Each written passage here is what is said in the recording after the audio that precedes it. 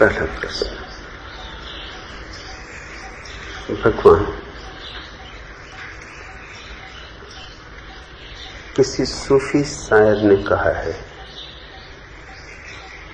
मिटा दे अपनी हस्ती को अगर तू मर्तबा चाहे, कि दाना खाक में मिलकर गुलो गुलजार होता है। भगवान, क्या मेरी हस्ती को मिटाने की अनुकंपा करेंगे ताकि मेरा अंतर बीज प्रस्फुटित होकर पुष्पित एवं फलित हो सके।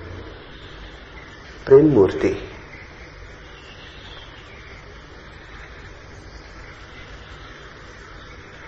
यह प्रश्न निश्चय ही बहुत विचारणीय है।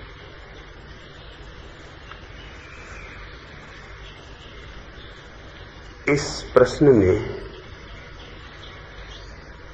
बहुत कुछ छिपा है जो दिखाई नहीं देता।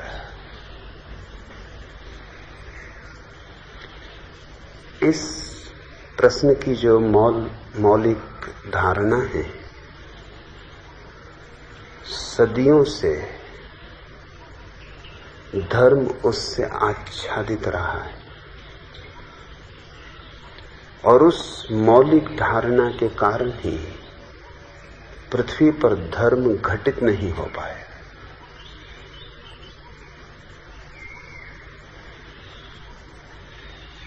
यह वक्तव्य किसी ने भी दिया हो, उसे जीवन की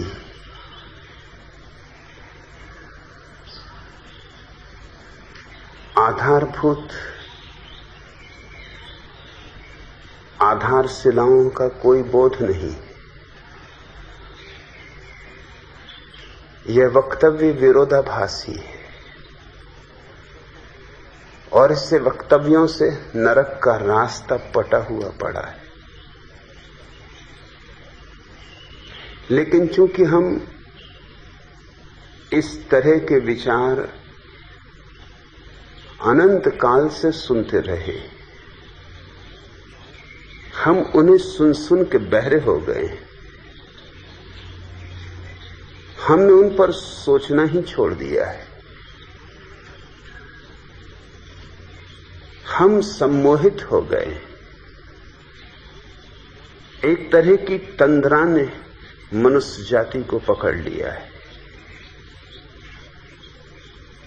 अडोल्फ हिटलर अपनी आत्मकथा में कहता है कि झूठ और सत्य में मैंने इतना ही फर्क देखा कि झूठ बार बार दोहराया गया है तो सत्य बन गया है, और सत्य जब पहली दफा कहा जाता है तो झूठ मालूम पड़ता है।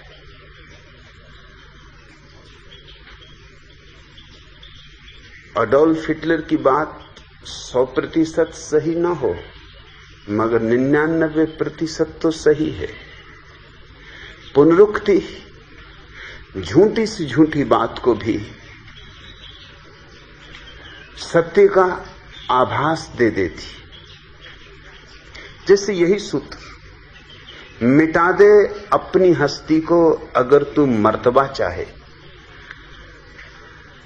अब थोड़ा सोचो इस पर। अगर मर्तबा चाहते हो तो अपनी हस्ती को मिटा दो, मगर मर्तबा किस लिए चाहते हो? मर्तबा किसके लिए चाहते हो?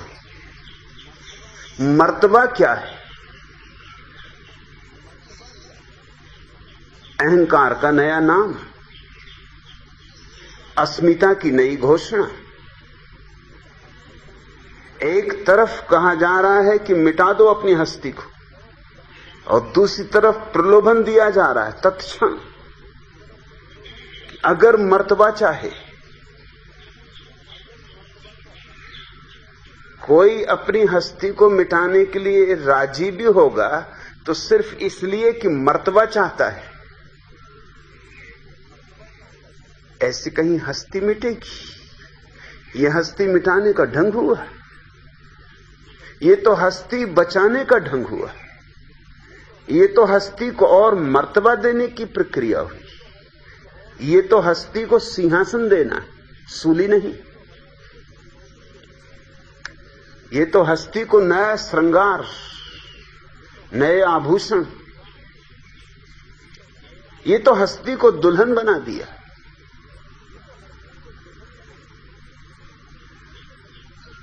मगर दिखाई नहीं पड़ता, क्योंकि बहुत बार दोहराई गई हैं ये बातें।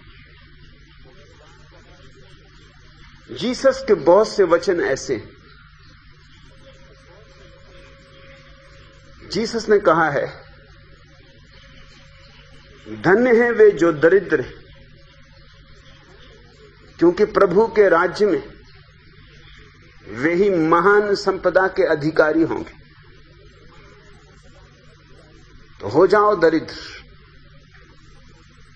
ताकि प्रभु के राज्य में महान संपदा के अधिकारी हो सको। जीसस कहते हैं, धन्य हैं वे जो विनम्र हैं, क्योंकि वे ही प्रभु के राज्य में सम्मानित होंगे। अगर सम्मान चाहते हो, और कोई साधारण सम्मान नहीं, परमात्मा से सम्मान चाहते हो, प्रभु के राज्य में सम्मान चाहते हो, तो हो जाओ विनम्र। जीसस कहते हैं, जो इस जगत में अंतिम है, वही मेरे प्रभु के राज्य में प्रथम होगा। तो हो जाओ अंतिम, अगर प्रथम होने की आकांक्षा है। इस विरोधाभास को ठीक से समझो। इस विरोधाभास ने ही सदियों से आदमी को एक द्वंद में उलझाया हुआ है, एक ऐसे द्वंद में जिसमें आदमी खंडित हो गया, टुकड़े टुकड़े हो गया। ये बात विरोधाभासी है, इसलिए अनिवार्य रूप से तुम्हें विभाजित कर देगी। एक तरफ तुम विनम्र बनने में लग जाओगे और दूसरी तरफ आकांक्षा को पोसोगे, पालोगे कि बस अब देर नहीं, या कि देर भी है तो अंधेर नहीं। थोड़े ही दिन की बात और, जरा थोड़ी प्रतीक्षा और, यूं भी जिंदगी कुछ बहुत लंबी नहीं। फिर अनंत काल तक प्रभु के राज्य में मर्तबा मिलेगा, सम्मान मिलेगा, सत्कार मिलेगा। तो झेल लो थोड़ी दरिद्रता, कर लो थोड़ा त्याग, ओढ़ लो विनम्रता की चादर।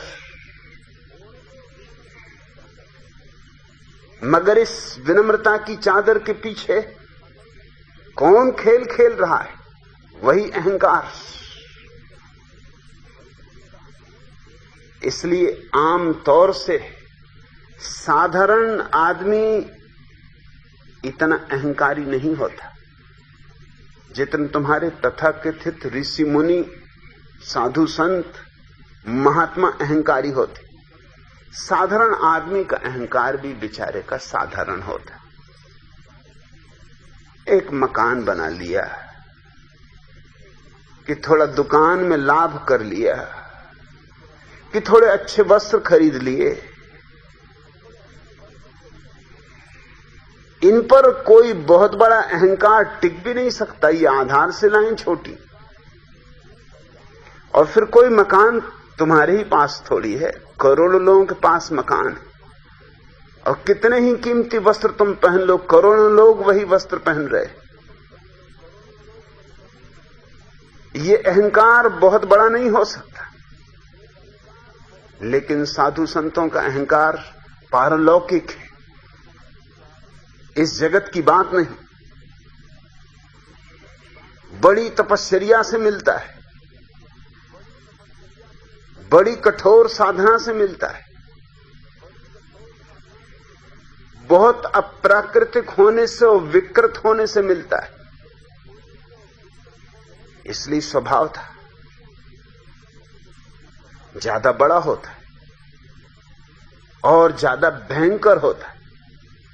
तुम्हारा अहंकार सर्दी जुकाम जैसा है, उनका अहंकार कैंसर समझो।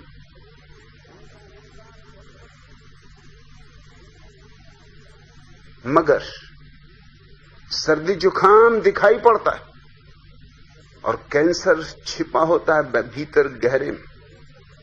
सिर्फ कोई चिकित्सक ही खोज सकता है।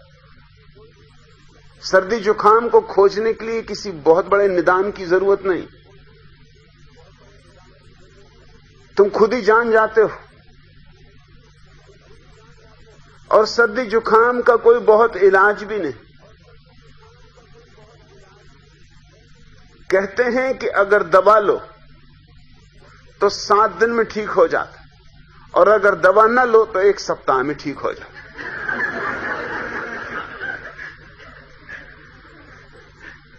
बीमारी ही इतनी छोटी है कि दवा और न दवा से क्या फर्क पड़ता है।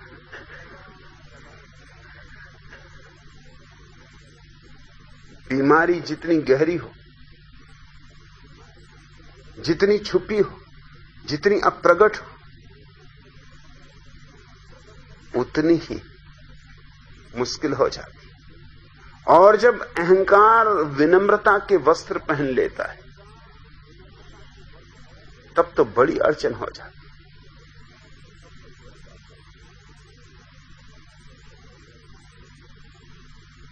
जब क्रोध दया का आवरण ओढ़ लेता है फिर तो कैसे खोजोगे? फिर तो बहुत पैनी आंख चाहिए।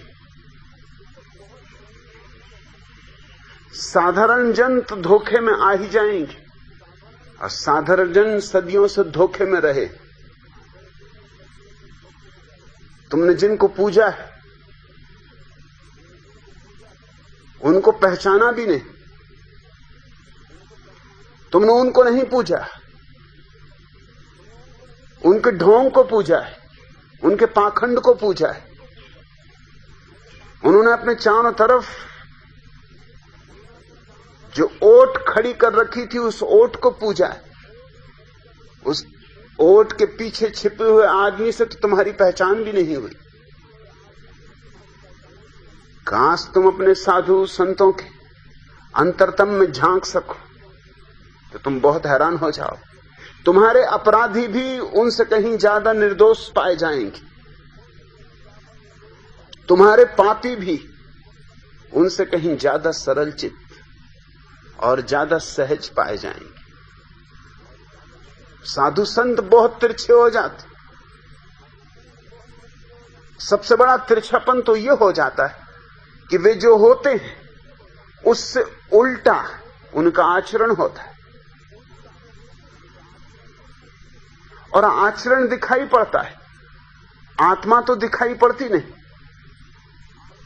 आत्मा तो छिपी होती। और इसलिए मेरी बातें इतनी कठिन मालूम पड़ती, क्योंकि मैं पर्दों के धोखे में नहीं आता। मैं पर्दे उखाड़ने में भरोसा करता हूं। मैं घूंघट उठा देना चाहता हूं। घूंघटों के पीछे बड़े कुरूप चेहरे छिपे हुए। मगर तुमने देखा, अगर कोई स्त्री घूंघट मार के रास्ते से निकल जाए तो जो भी रास्ते पे उस घूंघट वाली स्त्री को मिलता है उसी का मन होता है कि घूंघट के पीछे न मालूम कितना सौंदर्य छिपा हो। मेरे हिसाब में घूंघट कुरूप स्त्रियों ने खोजा होगा।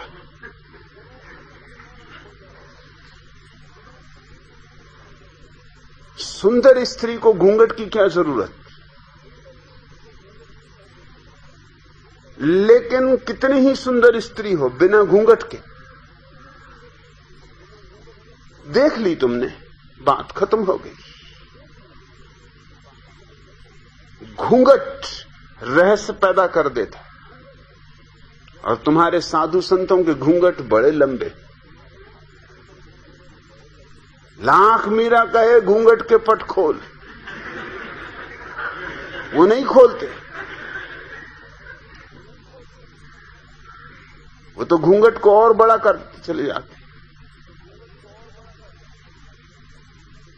तुम पूछते हो प्रेम मूर्ति, मिटा दे अपनी हस्ती को अगर तू मर्तबा चाहे, कि दाना खाक में मिलकर गुलो गुलजार होता। वो जो मर्तबा पाने की चाह है वही तो मिटने न देगी।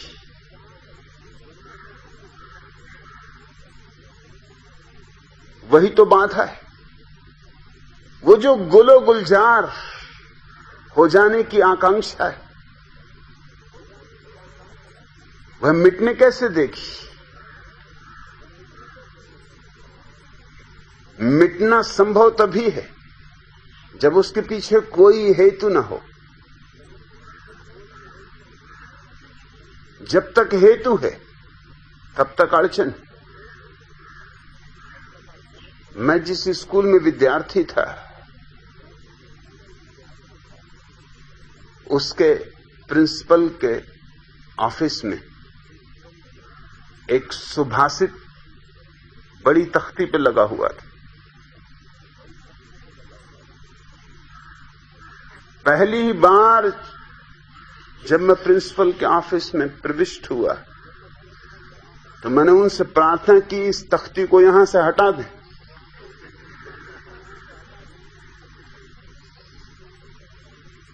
वो चौंके। उन्होंने कहा कि इस तख्ती को जो भी देखा है वही पसंद किया है, तुम्हें इसमें क्या ऐतराज? मैंने कहा ये तख्ती पाखंड का आधार है। उनका क्या कहते हो? इतना प्यारा सुभाषित विवेकानंद का वचन था।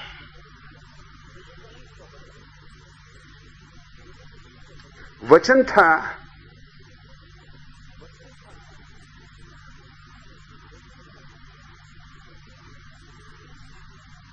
आदर चाहते हो यदि तो विनम्रता सीखो। मैंने उनसे पूछा, जो आदर चाहता है, जिसकी चाह है आदर की, वो कैसे विनम्रता सीख सकता है? और सीख भी लेगा तो ऊपर ही ऊपर होगी, चाह तो भीतर होगी। चाह तो यही होगी कि अब मिले आदर, अब मिले आदर। बड़ी देर हुई जा रही है, अब तक आदर क्यों नहीं मिला? मैंने कहा इस तख्ती को अलग कर दें। इस तरह की तख्तियां ही आधार शिलाएं बन गई। हमारे जीवन की पूरी सड़ांध इसी तरह के विरोधाभासी वक्तव्यों से भरी हुई।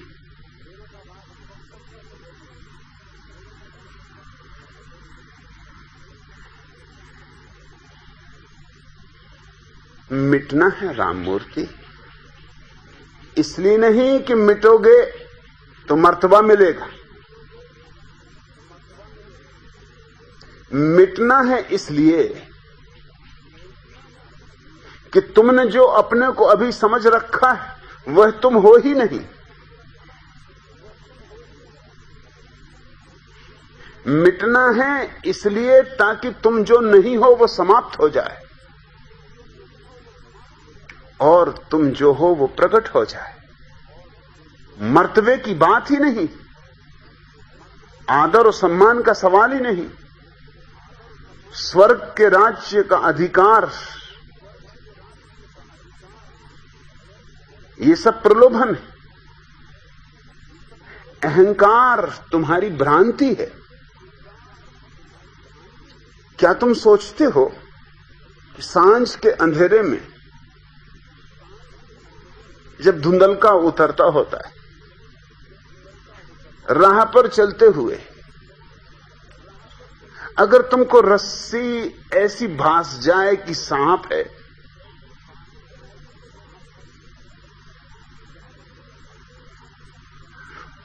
और मैं तुमसे कहूं कि सांप नहीं है, रस्सी है, ये लो दिया और जाके देख लो,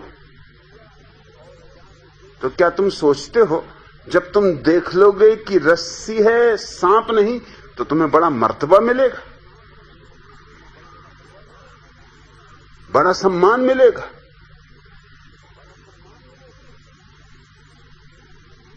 स्वर्ग के राज्य में विशेष स्थान मिलेगा।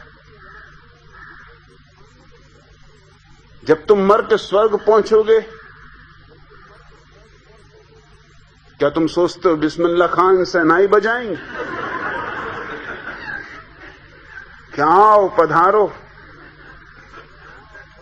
पलक पावड़े बिछाएंगे, देवी देवता नाचेंगे? रस्सी रस्सी है, ऐसा दिखाई पड़ जाने में क्या मर्तबा? सिर्फ मूढ़ता मिट गई बस, सिर्फ एक भ्रांति थी टूट गई बस।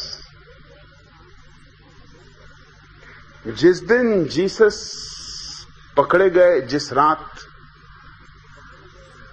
उनके तथाकथित शिष्यों ने उनसे जो आखिरी बात पूछी वो बड़ी सोचने जैसी। अभद्र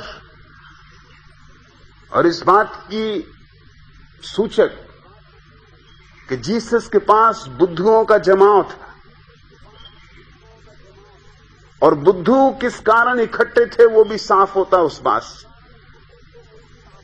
वो जीसस की इन्हीं बातों को सुन के इकट्ठे हो गए थे कि धन्य है गरीब, धन्य है दीन, क्योंकि वे ही समृद्धिशाली होंगे। जो अंतिम है वही प्रथम होंगे, जो यहां प्रथम नहीं हो सकते।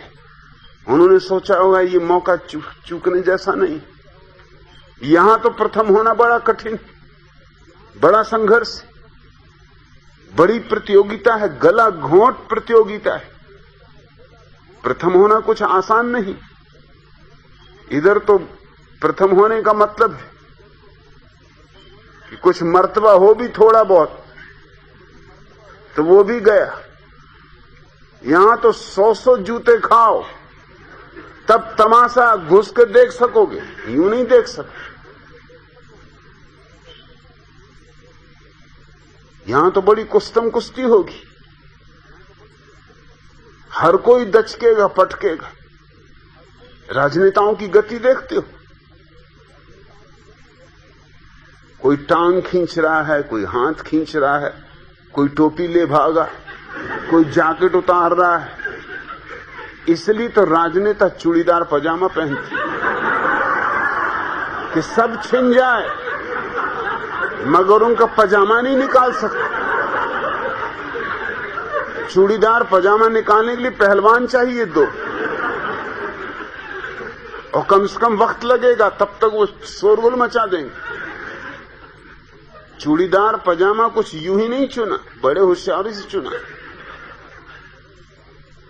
मगर न सही चूड़ीदार पजामा उतरे, लोग नाड़ा ही ले भागते।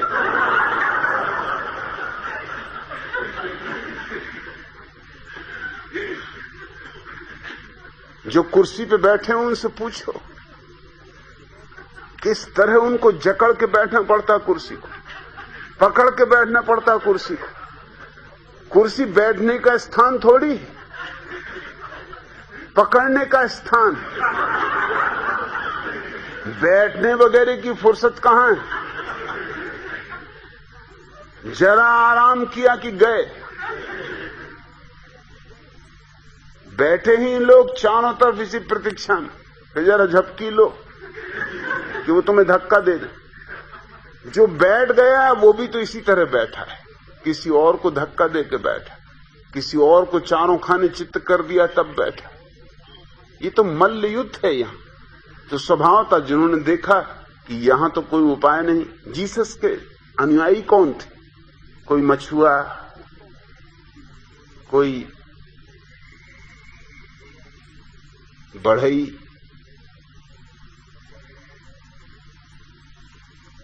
गैर पढ़े लिखे लोग, साधारण लोग, उन्होंने सोचा ये मौका चूकने जैसा नहीं है, यहां तो हम अंतिम है ही, अब और क्या अंतिम होना है, क्यों मौका चूके, वहां प्रथम हो लेंगे। उस आखिरी रात ये बात जाहिर हो गई। जरा सोचो, सदगुरु विदा हो रहा हो और शिष्य ऐसी बेहूदी बातें पूछे। जीसस ने कहा कि कुछ पूछना, ठीक वैसे ही कहा जैसे बुद्ध ने कहा था अपने शिष्यों से अंतिम विदा के क्षण में कि बस आज ये आखिरी सूरज का उगना है, इसके बाद अब मैं कभी सूरज को उगते नहीं देखूंगा, तो कुछ पूछना हो तो पूछ लो। लेकिन बुद्ध के पास अद्भुत लोग थे। बुद्ध मनुष्य जाति के इतिहास में इसलिए महत्वपूर्ण कि उनके पास शिष्यों का एक अपूर्व जमाव था। एक भी प्रश्न नहीं उठा, एक सन्नाटा छा गया। लोगों ने कहा कि हमें जो पूछना था उसके भी आपने उत्तर दे दिए, और जो कभी हमने सोचा भी नहीं था कि पूछना है उसके भी उत्तर दे दिए। हमारे कोई प्रश्न नहीं, हम निष्प्रश्न हो गए। हमारा सब मन और मन की उलझने जमाना हुआ, समाप्त हो गई। कोई समस्या नहीं। आप चिंता न करें, आप निश्चिंत विदा हों। हम तृप्त हैं। ये एक दृश्य, और जीसस पकड़े जाने वाले, खबर आ गई कि दुश्मन आ रहा है, आवाजें आ रही हैं पास के ही रास्ते से, लोग मसाले लिए हुए आधी रात में जीसस को पकड़ने आ रहे हैं।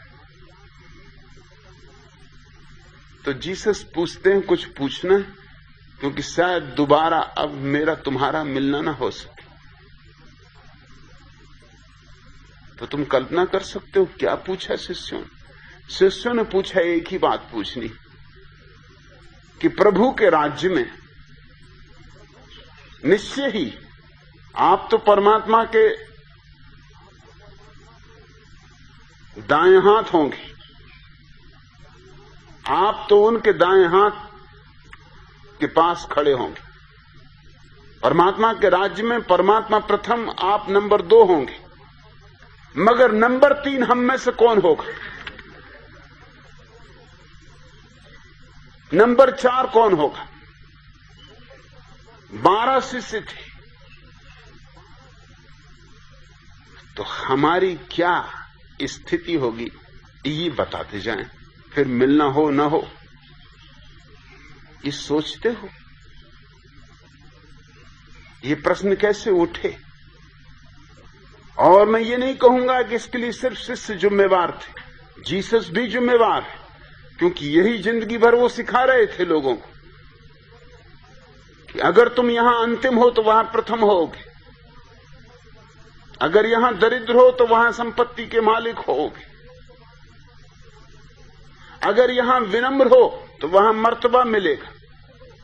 इसलिए मैं ये नहीं कह सकता कि सिर्फ शिष्य जिम्मेवार है, जीसस कहीं ज्यादा जिम्मेवार है। ये बात ही व्यर्थ है। ये वही लोभ, वही वासना नए आयाम में, लेकिन कुछ भेद नहीं। वासना वासना है, चाहे धन यहां चाहो और चाहे धन परलोक में चाहो। लोभ लोभ है, चाहे यहां इकट्ठा करना चाहो और चाहे परलोक में पुण्य इकट्ठा करना चाहो।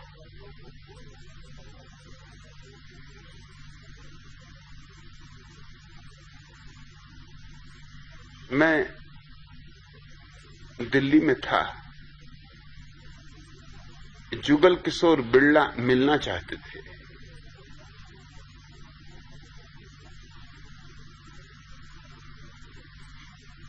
मेरी कुछ बहुत उत्सुकता नहीं थी, लेकिन जिनके घर मेहमान था सेठ गोविंदास,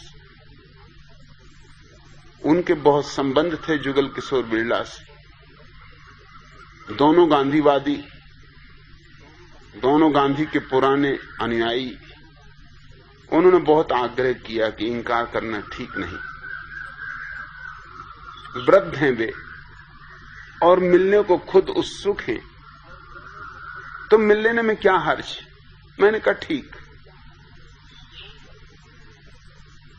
जुगल किशोर बिरला ने मुझसे जो पूछा वो यह कि मैंने इतने मंदिर बनवाए, इतनी धर्मशालाएं बनवाई, इतना दान पुण्य किया, इस सब का मुझे क्या फल मिलेगा परलोक में।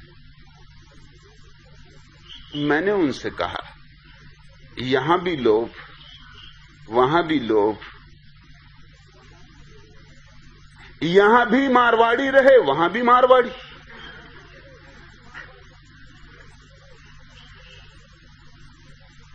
मर के भी सिलसिला तुम अपना ही जारी रखोगे। इसलिए मंदिर बनवाए तो फिर वे मंदिर ना रहे, इसलिए धर्मशालाएं बनवाई तो वे धर्मशालाएं न रहे। ये तो एक तरह की रुस्बत हुई, ये तो एक तरह का सौदा हुआ, ये तो सीधे धंधे की बात हुई। अब भीतर इरादा होगा कि मूल तो वसूल करना ही है, चक्रवृद्धि ब्याज भी लेना।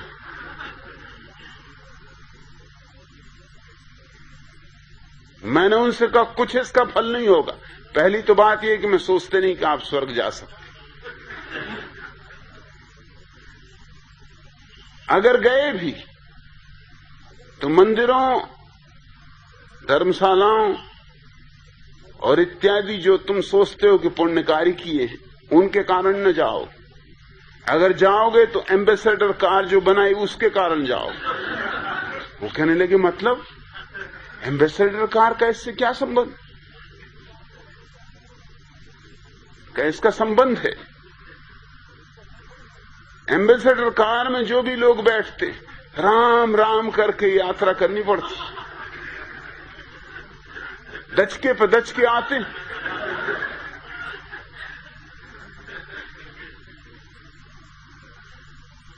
तो जितने लोगों को तुमने राम नाम करवा दिया है, राम नाम सत्य,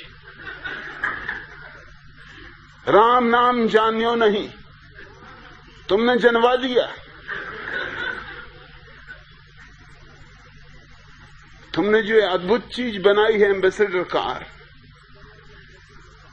जिसमें हर चीज आवाज करती सिर्फ हार्न को छोड़कर,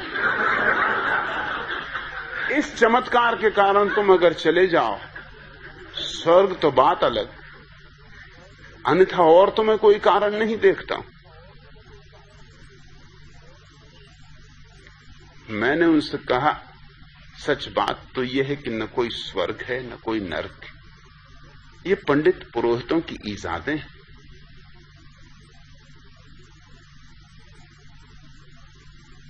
ये तुम्हारे भीतर वासना की अग्नि में ईंधन डालना है।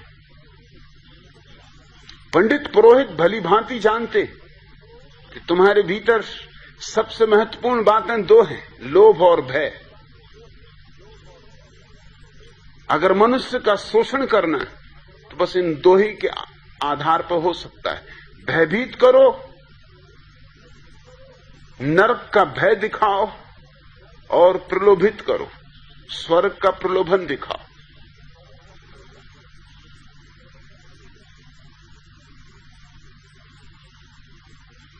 लेकिन सुन ली उन्होंने बात, रुचि नहीं। कैसे रुचि? कहने लगे तो सब मंदिर जो बनाए व्यर्थ गए। मैंने कहा बिल्कुल व्यर्थ गए। कहने लगे आप अजीब आदमी हैं, अब तक मैंने न मालूम कितने साधु संतों से ये बात पूछी, सबने कहा कि नहीं आपने महान कार्य किया। मैंने कहा वो साधु संत नहीं, वो उसी लंबे धोखे और षड्यंत्र के भागीदार और हिस्सेदार जो दोहरे काम करते रहे, जिसने अमीरों को चूसा दान के नाम पर और गरीबों को सांत्वना दी कि मत घबराओ, तुम्हारी गरीबी बड़े फल लाएगी, तुम दरिद्र नारायण।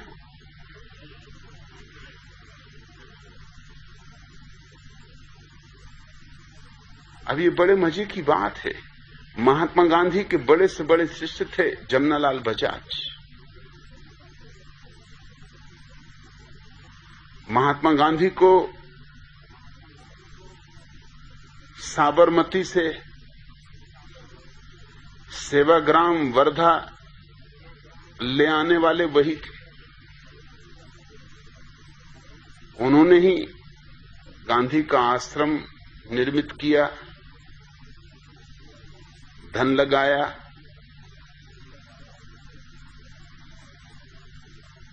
गांधी उन्हें अपना पुत्रवत मानते थे और जब उन्होंने मंदिर बनाया, मंदिर तो बनाना ही पड़ता, नहीं तो स्वर्ग जाओगे कैसे, तो मंदिर का नाम रखा लक्ष्मी नारायण मंदिर। मैं उनके घर मेहमान था। जमनालाल बजाज तो चल चुके थे, लेकिन उनकी पत्नी जानकी देवी बजाज जिंदा थी। मैंने उनसे पूछा कि गांधी के बड़े भक्त थे, इतने भक्त कि गांधी उनको अपना बेटा कहते थे, और गांधी जिंदगी भर ये बकवास लगाए रखे दरिद्र नारायण की। कम से कम मंदिर का नाम दरिद्र नारायण मंदिर रखना था, लक्ष्मी नारायण मंदिर। ये शोभा देता है, ये उचित है। और न गांधी ने ऐतराज उठाया और न विनोबा ने ऐतराज उठाया। ये सब लक्ष्मी नारायण के मंदिर के समर्थन में रहे आए। ये पंडित पुरोहित और साधु संतों की तथाकथित जमात बड़ी होशियार है। धनपति को कहती है कि लक्ष्मी नारायण, गरीब को कहती दरिद्र नारायण। धनपति को कहती तुम्हें धन मिला है तुम्हारे पिछले जन्मों के पुण्यों के कारण, और गरीब को कहते हैं कि घबराओ मत, गरीबी को शांति से संतोष से झेल लो, आगे बड़ा मर्तबा मिलेगा। इसलिए तो इस देश में 5000 वर्षों में कोई क्रांति नहीं हो सकी। क्रांति हो कैसे? गरीब को सांत्वना दी जा रही है कि स्वर्ग में तू प्रथम होगा, मत घबरा। वो स्वर्ग की आशा में बैठा हुआ है, वो कल की आशा में बैठा हुआ है, कल जो कि कभी आता नहीं, कल जो कि सरासर झूठ है।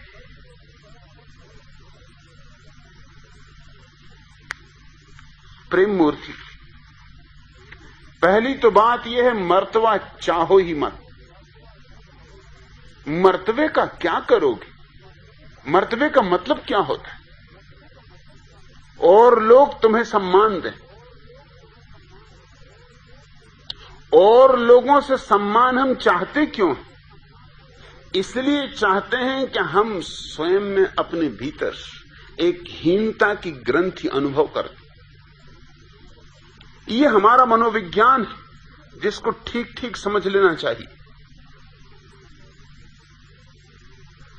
जो व्यक्ति अपने भीतर हीनता की ग्रंथि अनुभव करता है, उस हीनता के बोध के कारण ही वो दूसरों से सम्मान चाहता है, ताकि किसी तरह भीतर का गड्ढा भर जाए। मगर भरता नहीं ये गड्ढा, क्योंकि बाहर का सम्मान भीतर के गड्ढे को भरेगा कैसे? कोई उपाय नहीं इस तरह भरने का। बाहर की संपत्ति भीतर की दरिद्रता को नहीं मिटा सकती। न बाहर का यश, न बाहर की प्रतिष्ठा भीतर किसी तरह के अंतर ला सकती। भीतर और बाहर का जगत विपरीत आयामों में फैले हुए। इसलिए जो लोग बाहर धन की दौड़ में लगे हैं, उनका कारण भी एक है, भीतर निर्धनता अनुभव करते। अब कैसे इस निर्धनता को झुटलाएं? बाहर धन का ढेर इकट्ठा कर दें, दुनिया के सामने प्रमाणित कर दें कि मैं गरीब नहीं हूं। यह हो सकता है, दुनिया के सामने प्रमाणित हो जाए कि तुम गरीब नहीं हो, मगर क्या तुम स्वयं अपने भीतर अमीर हो जाओगे? धन तो बाहर है, बाहर ही रहेगा।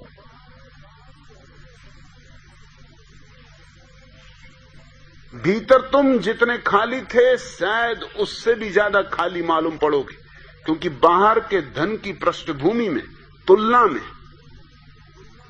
और जीवन में तुलना बड़ी महत्वपूर्ण है। चीजें छोटी या बड़ी तुलना में दिखाई पड़ती।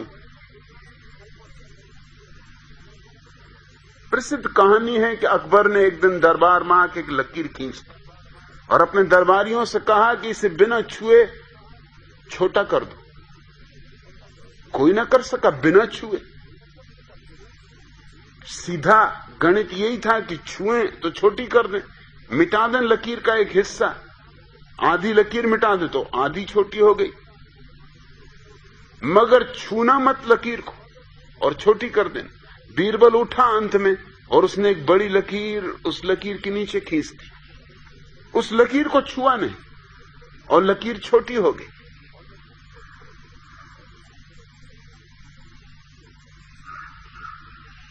अल्बर्ट आइंस्टीन ने सापेक्षवाद का जो सिद्धांत खोजा, बीरबल ने उसका ही प्रयोग लकीर के पास एक बड़ी लकीर खींच के कर दिया।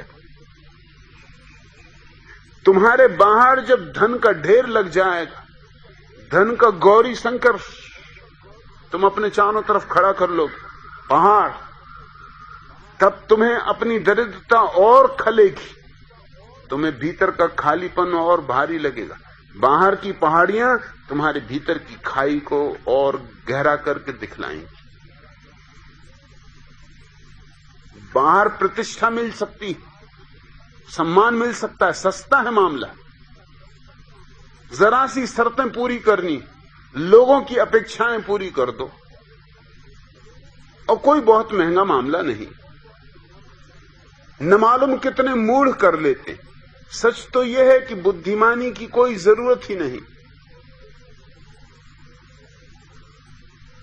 अगर लोग कहते हैं उपवास करो तो उपवास कर लो। अगर लोग कहते हैं कि सिर के बल खड़े हो जाओ तो सिर के बल खड़े हो जाओ, और सम्मान मिलना शुरू हो जाए। मैं गांव से गुजरा, गांव के लोगों ने कहा कि बड़े संयोग की बात है कि खड़े श्री बाबा भी आज गांव में। मैंने कहा उनकी खूबी क्या? उन्होंने कहा खूबी वो आज वर्षों से खड़े हुए। और भी कोई खूबी? आप भी क्या बातें करते हैं? वो कहने लगे यही क्या कोई कम खूबी है कि वो सिर्फ खड़े ही रहते हैं, बैठते ही नहीं। रात में भी वो बैसाखियों पर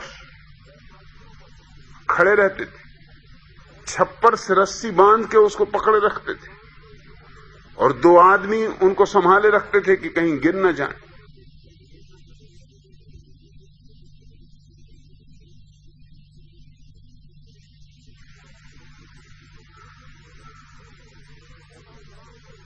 जब मैं उस रास्ते से गुजरा जहां वो खड़े हुए थे, तो मैंने देखा कि अब वो बैठना भी चाहें तो बैठ नहीं सकते, क्योंकि पैर उनके सूज गए, हाथी पांव हो गए, सारा शरीर तो ऊपर सूख गया, सूख ही जाएगा,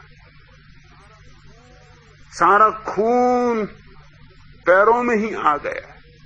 उनकी दयनीय दशा मैंने देखी, आंखें निस्तेज हो गई, चेहरा मुर्दा है, सिर्फ पैर जिंदा रह गए और सम्मान चल रहा है, भीड़ लगी चरण छूने वालों की, फूल चढ़ाने वालों की, रुपए चढ़ाए जा रहे हैं, गहने चढ़ाए जा रहे हैं।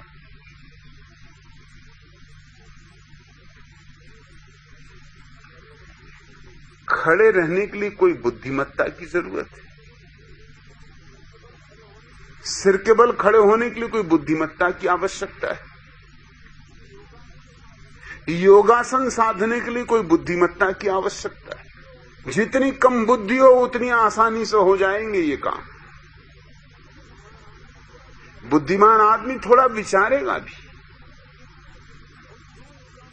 बुद्धू इन कामों को जल्दी कर लेगा। मर्तबा मिल सकता है, आदर मिल सकता है, अहंकार को खूब पोषण मिल सकता है, बस समाज की मूढ़ अपेक्षाओं को पूरा कर दो।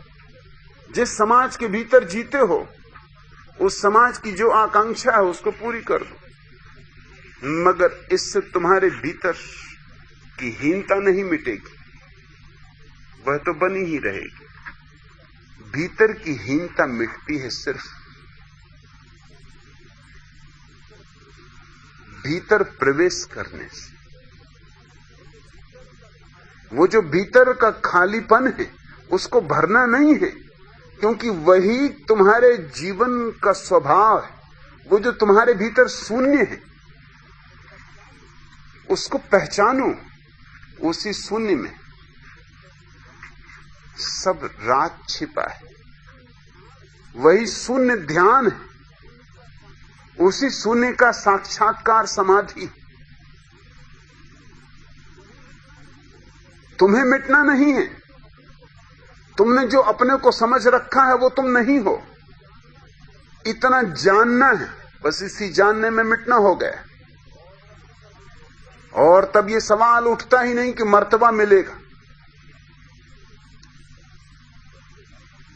सत्य का अनुभव पर्याप्त, सत्य का अनुभव परम संतुष्टि ले आता।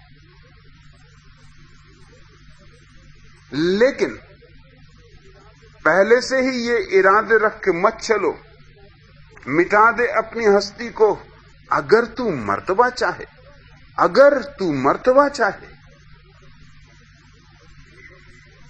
बस भूल हो गई। फिर तुम मिटाओगे भी हस्ती को तो भी भीतर तो मर्तबा चाहोगे, इसलिए मिटा रहे हो। कैसे मिटा पाओगे? सब झूठ हो जाए। मैं तुमसे कहता हूं कि पहचान लो अपनी हस्ती को, तो जो नहीं है वो मिट जाएगी और जो है वह प्रकट हो जाएगी।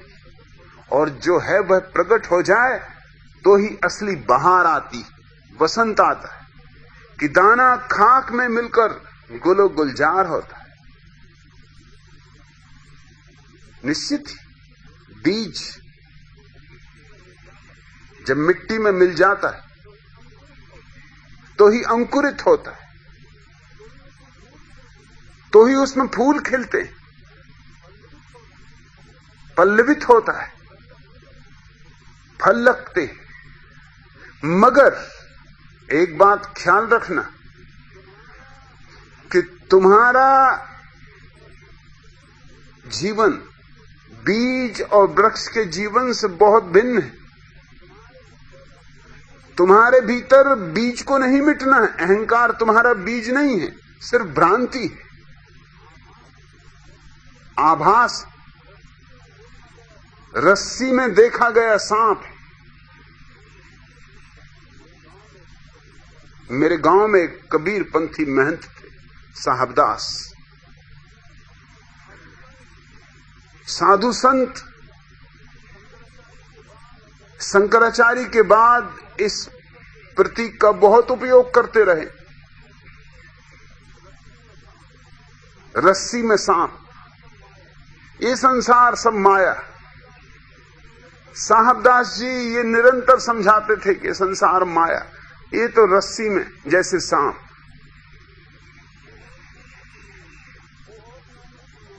बहुत मैंने सुना उनको, मैं उनका खास सुनने वाला था, क्योंकि वो ऐसी ऐसी मूढ़तापूर्ण बातें कहते थे।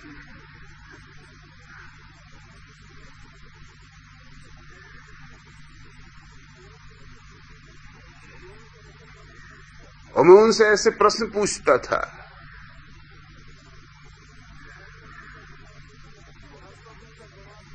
कि वो हर प्रश्न का जवाब देने को तैयार रहते और हर चीज को सिद्ध करते थे कि उसका उद्गम वेद में।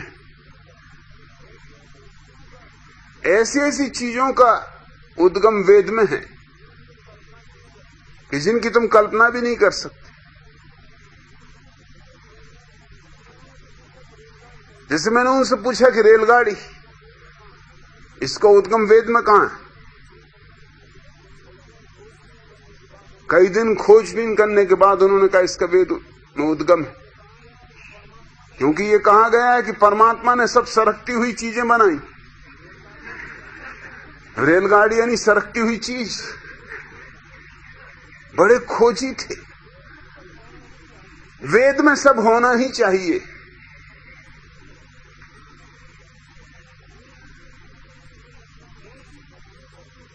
उनकी ये सुनते सुनते बकवास कि संसार सब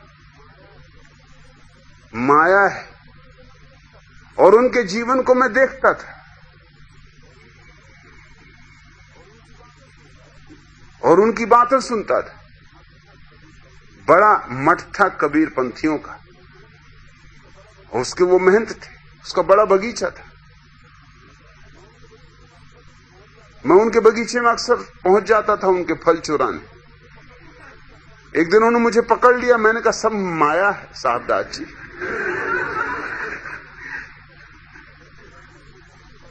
जैसे रस्सी में सांप का भ्रम, कहां फल, कहां वृक्ष, कहां मैं, कहां आप।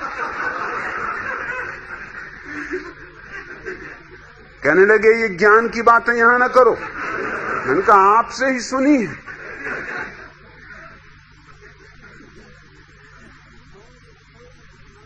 मैं उनके कुएं में स्नान करता था, उससे वो बहुत नाराज होते थे। उनका कुआं प्यारा था, काफी बड़ा था और ज्यादा गहरा भी नहीं था, इसलिए सीधे ऊपर से छलांग लगाई जा सकती थी। और उसकी सफाई के लिए उन्होंने लोहे की सीढ़ियां लगा रखी, इसलिए लौटने में कोई अड़चन न थी।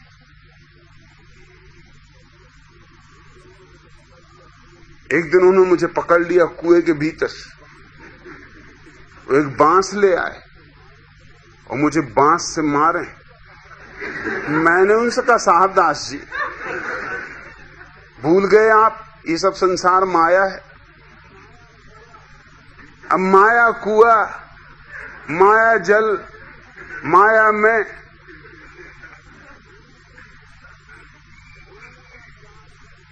उन्होंने कहा कि आज तुझे ठीक करके रहूंगा, आज तुझे निकलने नहीं दूंगा। और अपने एक शिष्य को कहा कि जाके इनके पिता को बुला के लाऊं। पिता मेरे उनके दोस्त थे, क्योंकि आज रंगे हाथ इसे पकड़ लिया, मेरा कुआं बर्बाद किए दे रहा। मैंने कहा आप बेच तो रहे हैं वो ठीक, मगर मुझे बहुत जोर से पेशाब लगी। अगर एक सेकंड और मुझे कुएं के भीतर रहना पड़ा, फिर मैं आपको भरोसा नहीं देता।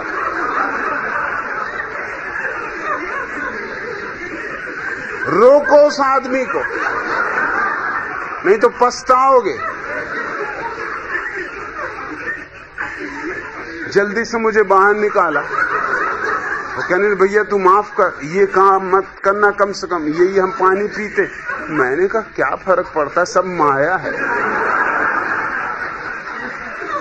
उनकी बातें सुन सुन के कि ये सब रज्जू में सांप, वो मेरी गली से निकलते थे पड़ोस से, क्योंकि पीछे मेरे मकान के उनका मठ था।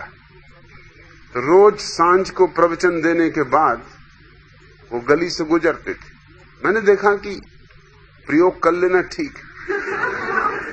अगर ये कहते हैं सच में ही तो इतना बोध तो इनको होगा। तो बाजार में एक आदमी सांप बेच रहा था, कागज के सांप। वो मैं खरीद लाया और एक पतले धागे में बांध के अपने घर के भीतर छिप रहा। वो निकले कोई 9 बजे रात। मैंने उस सांप को धीरे धीरे रस्सी से खींचना शुरू किया। जैसे उन्होंने सांप देखा, क्या भागे, घबराहट में गिर पड़े, फ्रैक्चर हो गया। मैं पकड़ा गया, लेकिन मैंने कहा कि इसमें मेरा कोई कसूर नहीं। ये रोज समझाते हैं कि सारा संसार रस्सी में सांप जैसा है। तो मैंने सोचा कम से कम इतना बोध तो इनको होगा ही कि झूठे सांप से ये धोखा न खाएंगे। ये झूठे सांप से धोखा खा गए।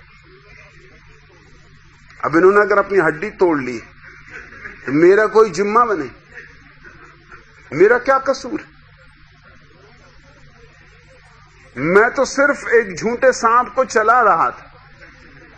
ये संयोग की बात है कि निकल आए, कोई इनके लिए ही नहीं बैठा था।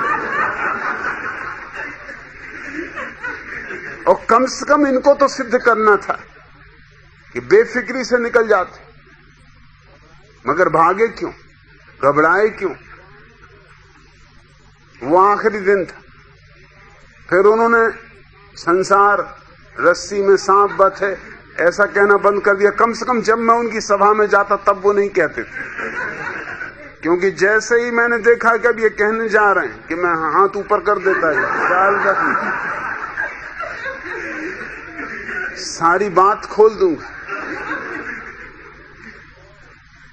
मनुष्य और उसके सहस्त्रदल कमल के खुलने के बीच ठीक वैसा ही नाता नहीं है जैसा बीज और वृक्ष के बीच। बीज तो यथार्थ सत्य, लेकिन मनुष्य का अहंकार तो बिल्कुल अयथार्थ असत्य। मैं तुमसे कहता हूं संसार सत्य है, मैं नहीं कहता कि संसार माया है। इस तरह की मूर्खतापूर्ण बातें तुम्हारे जीवन को विकृत करने का कारण बनी। संसार परिपूर्ण सत्य है,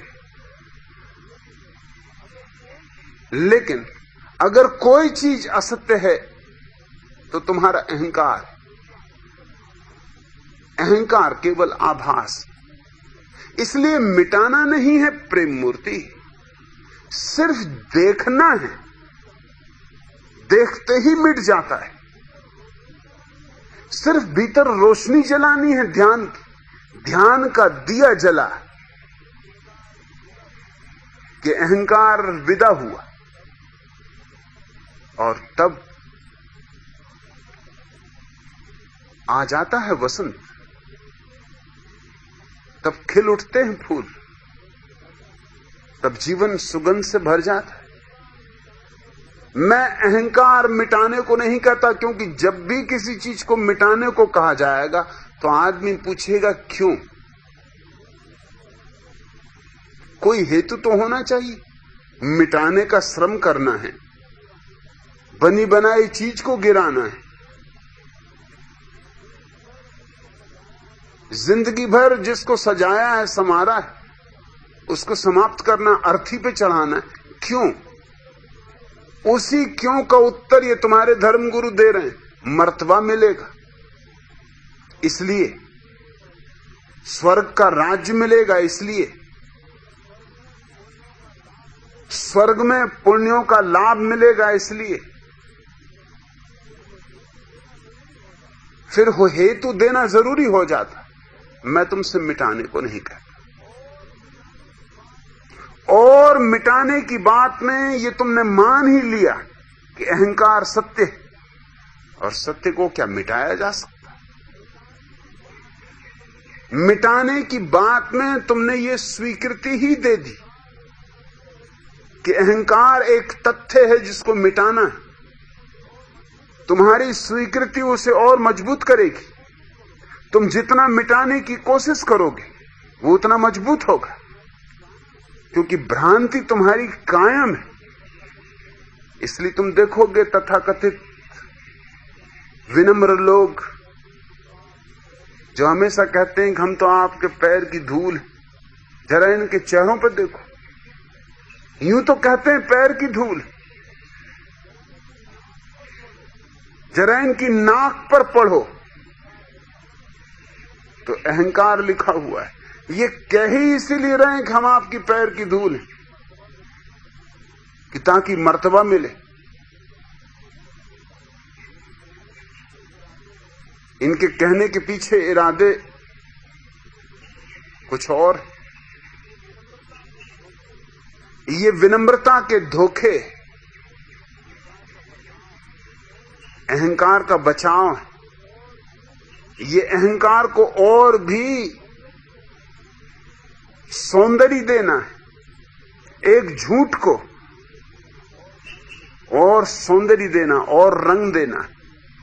नहीं, मैं तुमसे मिटाने को नहीं कहता। मिटाने की बात तो तब उठती है जब कुछ हो, अहंकार है ही नहीं। बोधि धर्म से सम्राट वू ने पूछा था कि मैं अहंकार से बहुत पीड़ित हूं, लाख उपाय किए मिटाने के, ये मिटता नहीं। आपकी प्रतीक्षा कर रहा था। अब आप आ गए हैं भारत से यात्रा करके चीन, और मैंने बड़ी प्यारी कहानियां आपके संबंध में सुनी।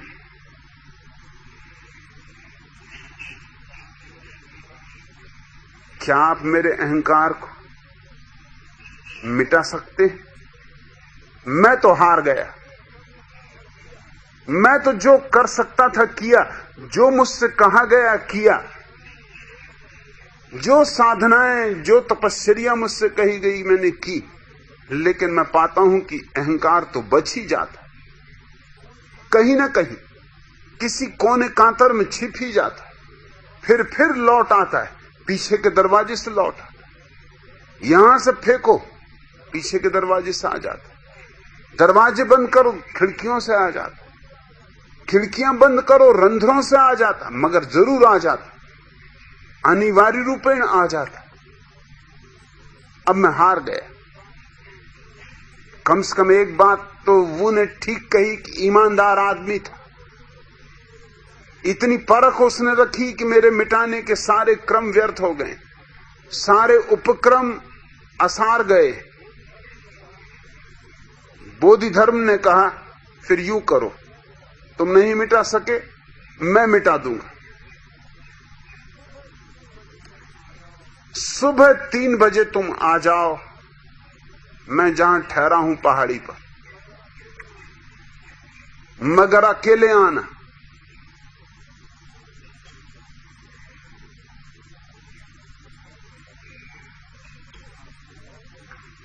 सम्राट बू ने कहा ठीक।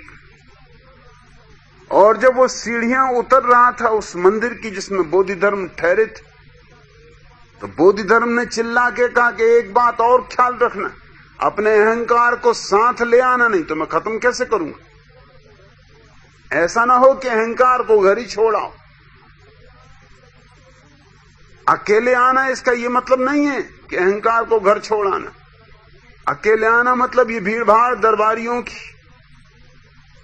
ये खुशामदियों की, ये चमचों का जुलूस साथ मत लाना, अकेले आना, मगर अहंकार को जरूर ले आना, भूल चूक ना करना, क्योंकि तुम लाओगे तो ही तो मैं उसको खत्म कर सकूंगा। सम्राट वो थोड़ा हैरान हुआ कि यह आदमी होश में है या विक्षिप्त। आदमी देखने में तो अद्भुत मालूम होता है, इसके पास की आभा, इसकी ज्योति, इसकी आंखों की डार, इसके वचनों की चोट, मगर ये क्या बात कि अहंकार को भूल मत आना। अरे अहंकार तो भीतर है, भूल कहां से आऊंगा? अगर अहंकार को बाहर ही रख सकता तो मैं खुद ही छुटकारा ना पा लेता। रख के बाहर निकाल के तलवार खंड खंड कर देता कभी का। अहंकार को पकड़ ही नहीं पाता हूं, भूल कैसे आऊंगा? अहंकार तो भीतर है, तो मेरे साथ आएगा। ये क्या बात कही? सो न सका रात, सोचने लगा जाऊं या ना जाऊं। 3 बजे रात, अंधेरी रात, बिना किसी को साथ लिए जाना, और यह आदमी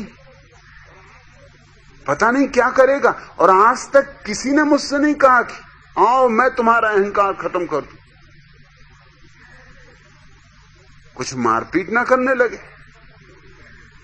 और डंडा रखता था बोधि धर्म, और बोधि धर्म की आंखें बड़ी थी।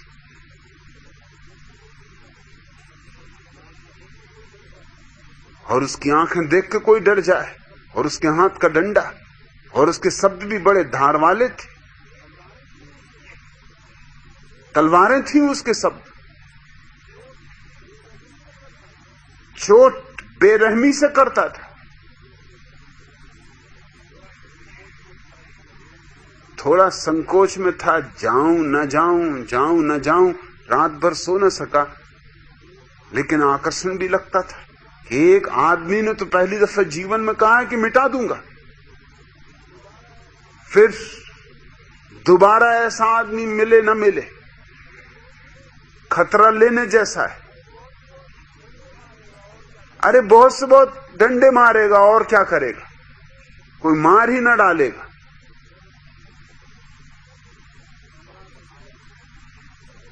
सम्राट आया।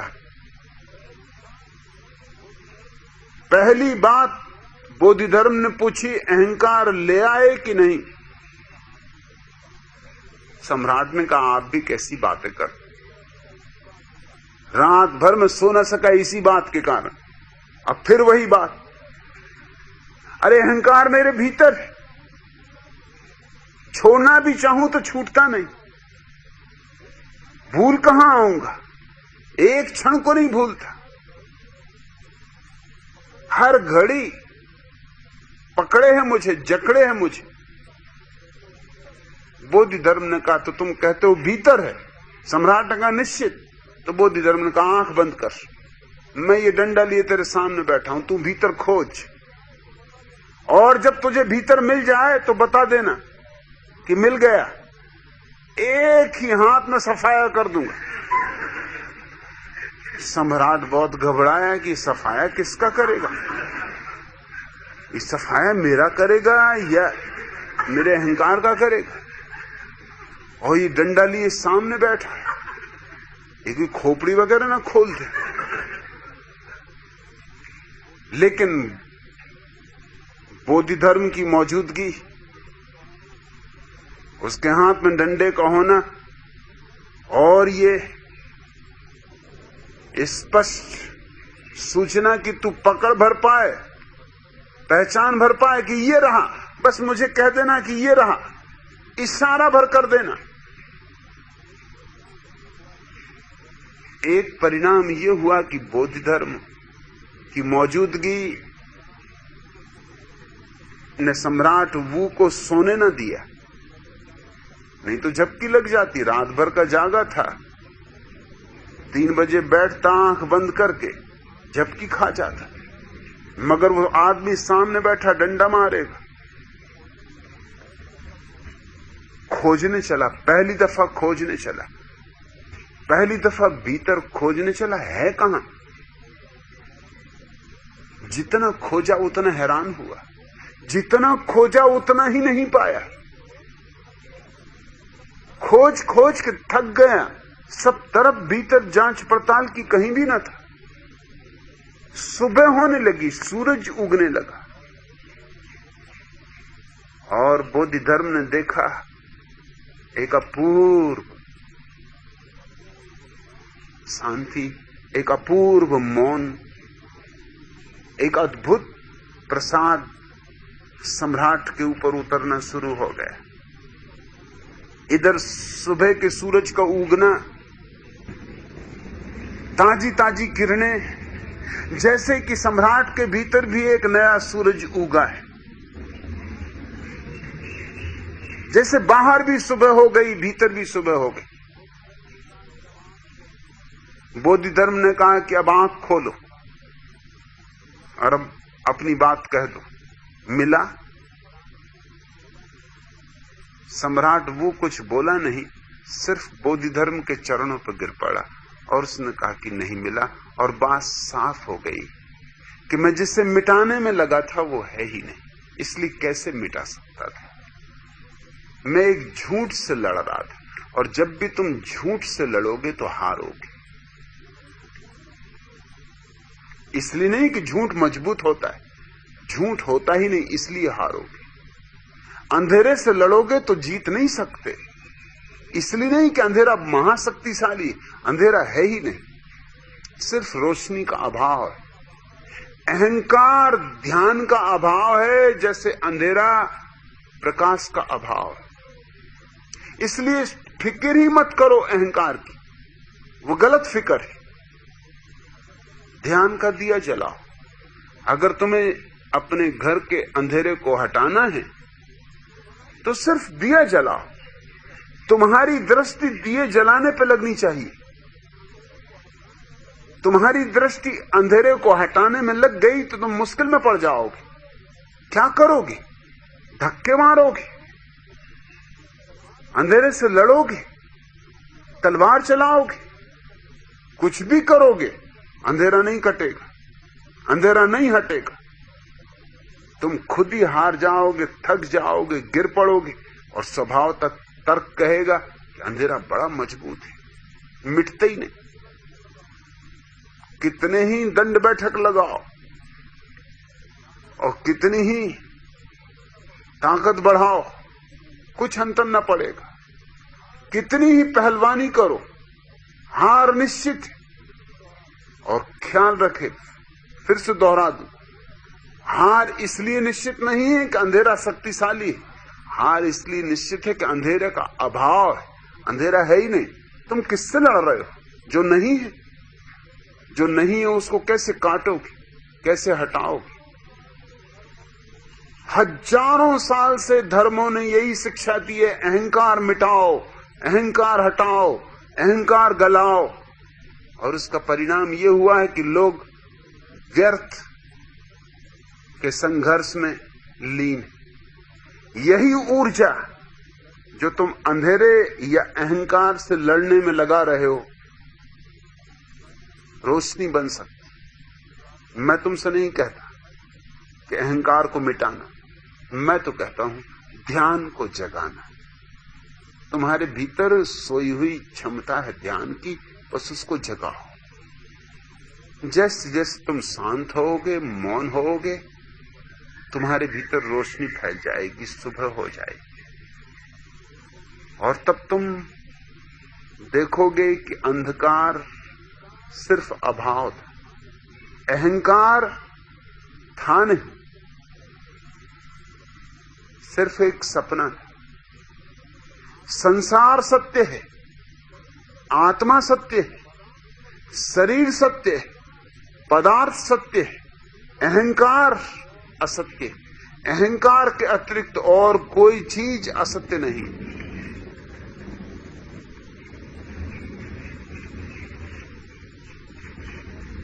प्रेम मूर्ति, मगर ये तथाकथित सूफी वचनों के आधार से मत जीना। मिटा दे अपनी हस्ती को अगर तू मर्तबा चाहे। ये जिसने भी कहा होगा अज्ञानी, उसे ध्यान का कोई अनुभव नहीं, सूफी नहीं है वह, उसने तसव्वुफ नहीं जाना। क्या खाक सूफी होगा, तुकबंद होगा कोई।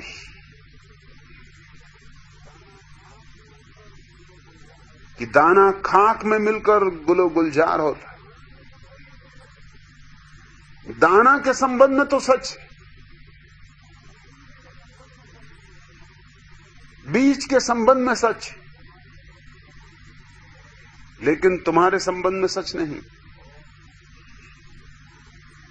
और इस तरह के वचन तुम्हारी दिशा को गलत तरफ मोड़ देते। मेरी बात सीधी साफ है, दो टूक है। ध्यान पर सारी ऊर्जा को केंद्रित करो। ध्यान के अतिरिक्त अपनी ऊर्जा को और किसी दिशा में प्रवाहित मत होने दो। सारी ऊर्जा ध्यान पर ही बरस जाए तो क्रांति अपने आप हो जाती। अहंकार भी नहीं पाया जाएगा, ईर्षा भी नहीं पाई जाएगी, लोभ भी नहीं पाया जाएगा, मद मत्सर ये सब अंधेरे के ही खेल, अंधेरे की ही तरंगें, ये सब एक साथ विदा हो जाएंगे। लेकिन तथाकथित धर्मों ने तुमसे अलग अलग लड़ाई करने को कहा है। अहंकार से लड़ो, लोभ से लड़ो, मोह से लड़ो, लड़ते ही रहो। जन्मों जन्मों लड़ोगे और कुछ भी ना पाओगे। लड़ो मत। मैं कहता हूं जागो।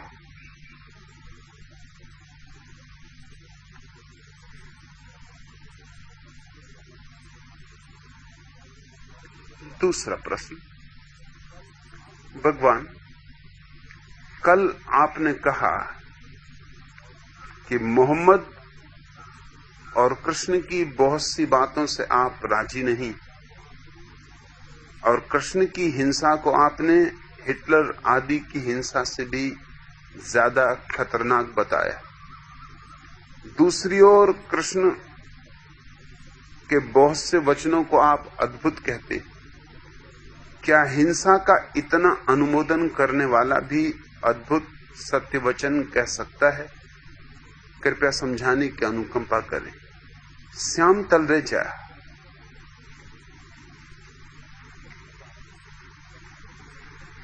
पहली बात,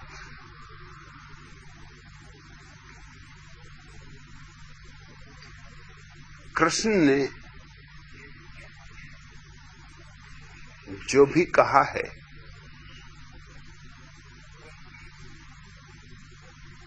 वह एक ही चित्त की दशा में नहीं कहा गया है। कुछ वचन हैं जो कृष्ण ने तब कहे होंगे जब वे बुद्धत्व को उपलब्ध नहीं थे,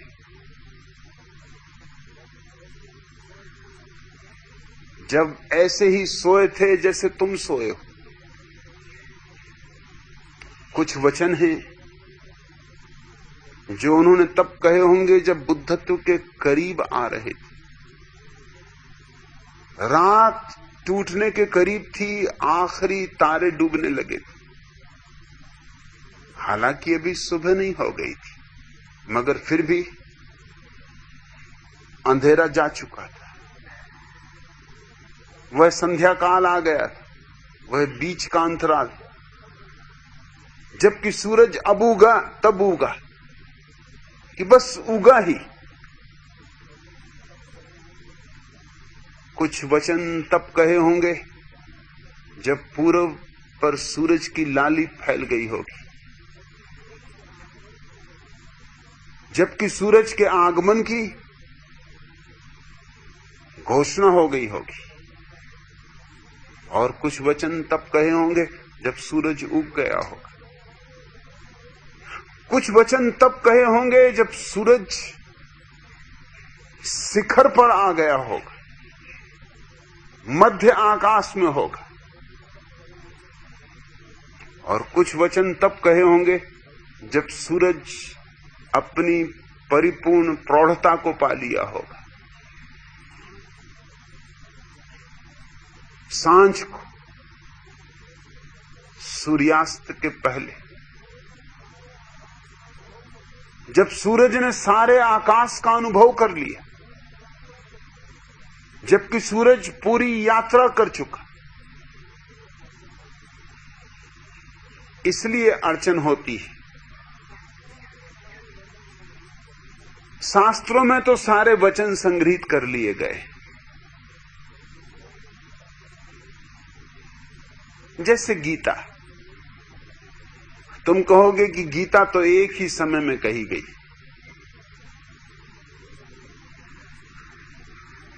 युद्ध के प्रथम दिन जबकि कौरव और पांडव इकट्ठे हो गए और अर्जुन युद्ध की हिंसा देखकर, भयानक रक्तपात की संभावना देखकर विरक्त हुआ जा रहा है, तब गीता कही गई। तो तुम कहोगे गीता तो एक ही अवस्था में कही गई है। सच्चाई कुछ और है। ये बात ही बहुत बेहूदी मालूम होती, असंगत मालूम होती कि जब युद्ध के शंख बज चुके हों, योद्धा एक दूसरे के सामने युद्ध के लिए तत्पर हो चुके हो, तब यह 18 अध्याय वाली गीता कही जाए।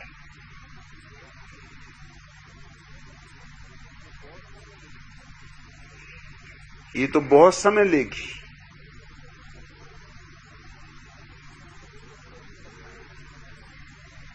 ये तो सिर्फ कथानक है। ये तो कृष्ण के सारे वचनों को एक जगह इकट्ठा करके एक नाटकीय प्रारंभ देना है। गीता में कृष्ण के जीवन के अलग अलग अनुभवों, अलग अलग मनोदशाओं, अलग अलग अनुभूतियों और अलग अलग भाव स्तर के सारे वचन संग्रहित। ये कौरव पांडवों का युद्ध, ये युद्ध के साथ गीता को जोड़ना एक प्यारा नाटकीय उपक्रम है। इसे एक कथा का रूप देना है, इसे एक निश्चित ढांचा देना है। मगर ये वचन अलग अलग स्तर में कहे गए और इसलिए मैं किन्हीं वचनों से राजी होऊंगा और किन्हीं वचनों का विरोध करूंगा। किन्हीं वचनों से थोड़ा राजी होऊंगा, किन्हीं वचनों से पूर्ण राजी होऊंगा, किन्हीं से आंशिक, किसी समग्र। और मेरे राजी होने या न राजी होने के पीछे मेरी अपनी अनुभूति ही आधारशिला है। वही मापदंड, वही कसौटी।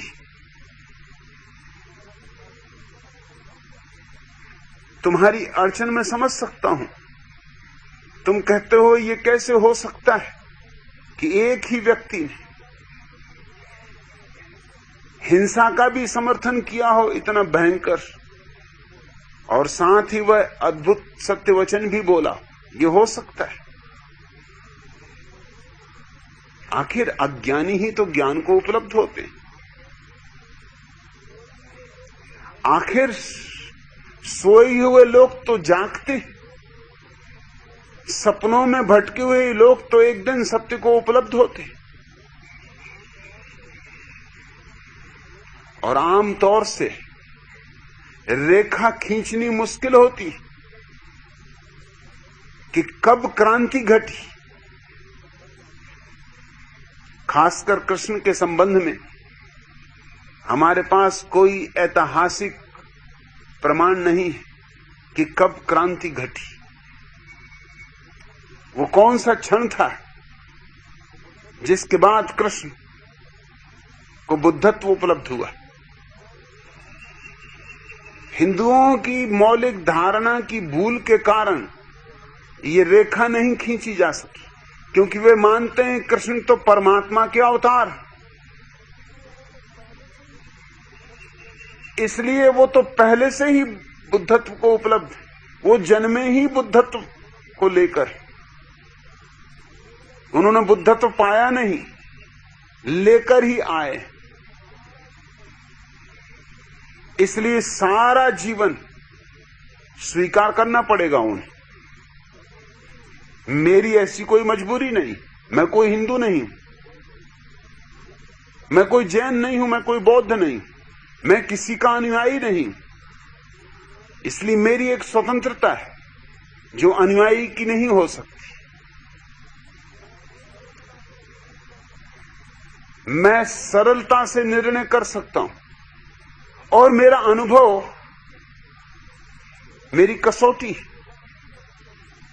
मेरी अनुभव पर जो बात सच उतरती उससे मैं सच कहूंगा, वो किसी ने भी कही हो। और जो मेरे अनुभव पर सच नहीं उतरती वो मैं गलत कहूंगा, वो किसी ने भी कही हो। जीसस ने कही हो, कृष्ण ने कही हो, बुद्ध ने कही हो, कुछ भेद नहीं पड़ता।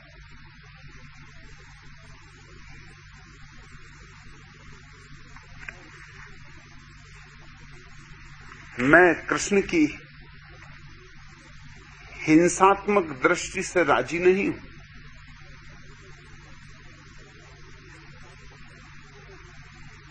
कृष्ण की हिंसात्मक दृष्टि को मैं निश्चित ही हिटलर, स्टालिन जैसे लोगों की हिंसा से बहुत ज्यादा खतरनाक मानता हूं, क्योंकि ये सारे लोग भला हिंसा किए हों, लेकिन इनके पास हिंसा का कोई दार्शनिक समर्थन नहीं। इनके पास हिंसा की कोई तर्क प्रक्रिया नहीं।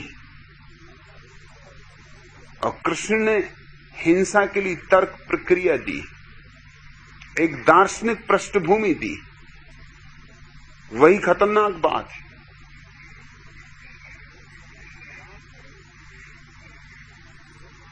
दार्शनिक जो आधारशिला कृष्ण ने दी है, वह महाभारत में हुई हिंसा को ही सही नहीं कर देती, वो तो सभी तरह की हिंसा को सही कर देती।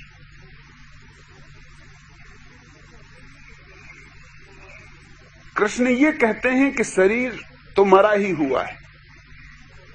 संक्षिप्त में तर्क इतना है कि शरीर तो मरा ही हुआ है क्योंकि मिट्टी से बना हुआ है, और आत्मा अमृत है, इसलिए आत्मा मर नहीं सकती। तो जब तुम किसी को मारते हो तो तुम इतना ही कर रहे हो कि उसके शरीर और आत्मा को अलग कर रहे हो। इसमें मृत्यु जैसा कुछ भी नहीं। शरीर मरा ही हुआ है, पहले भी मरा हुआ था, इसलिए मरे हुए को तो क्या मारोगे। आत्मा पहले भी अमर थी, अब भी अमर है, अमर को क्या मारोगे। तो ये तो यूं ही है जैसे कोई किसी के वस्त्र उतार दे। वो आदमी वस्त्रों के भीतर तो नंगा था ही, कोई वस्त्र उतारने से नंगा हो गया ऐसा नहीं। नंगा तो वस्त्र के भीतर था ही, वस्त्र उतारने से सिर्फ नग्नता प्रकट हो गई। तो कृष्ण कहते हैं कि हिंसा में कोई पाप नहीं, क्योंकि कोई मरता ही नहीं तो पाप कैसे लगेगा। अगर ये बात सच है तो इस दुनिया में जितने हिंसक हुए हैं फिर चाहे वो तैमूर लंगड़ा हो, कि चाहे चंगेज खान हो, चाहे नादिर शाह हो, उन्होंने कुछ हर्जा नहीं किया।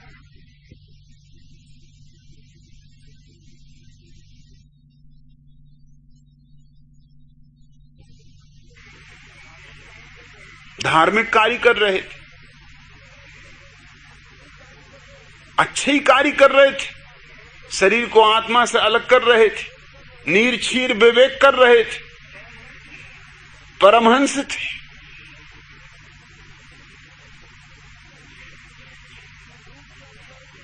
दूसरा तर्क कृष्ण ने हिंसा के लिए दिया है कि मृत्यु तो सुनिश्चित है, श्वास श्वास सुनिश्चित है, जिसको जब मरना है तभी मरना है। तू अर्जुन इस भूल में मत पड़ कि तू मारने वाला है। अरे मारने वाला परमात्मा है, वो तो पहले ही मार चुका है, तू निमित्त मात्र है। अगर ये बात सच है तो सभी हत्यारों के संबंध में ये बात सच है। फिर नाथूराम गॉडसे को फांसी देने की क्या जरूरत? महात्मा गांधी को भगवान पहले ही मार चुका हो।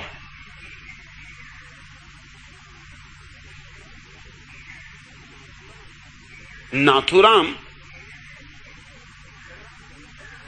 राम ही समझो, जरा नक कटे हैं इसलिए नाथूराम।